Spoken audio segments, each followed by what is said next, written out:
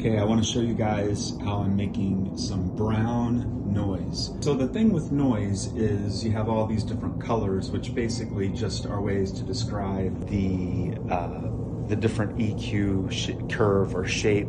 So brown noise is deeper, pink noise will have more highs to it, white noise as well. Green noise kind of mimics the sounds you might hear in nature. I'm making brown noise today, so it's a deeper sound. And I want to show you, you can do this in the computer, of course, but I want to show you how I do it on this equipment. I think it just gets a little more of an interesting textural flavor to it. So let's take a look. The noise itself is being generated by this, it's called a Macbeth oscillator. It's a very fancy noise generator oscillator. The noise is coming out of there, and it goes into this tube amplifier, which is basically like a little guitar amp in a module.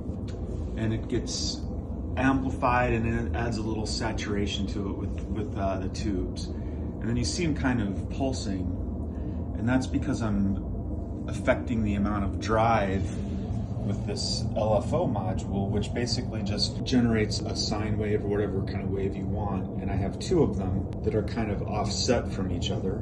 That makes the tube saturations on the left and the right side kind of modulate a little bit separately, so that you get this enhanced stereo effect. So that goes into a filter, which starts to filter it off and create the shape that we want for brown sounds. So I can control, I don't know if you can hear that very well, but I can control the amount of highs that are in the sound.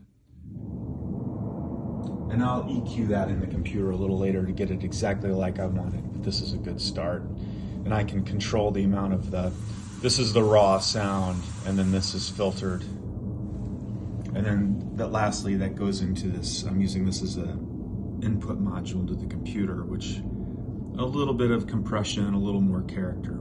So yeah, all that, the noise, amplification through tubes, little modulation, filtering, and then the last stage, a little compression and into the computer.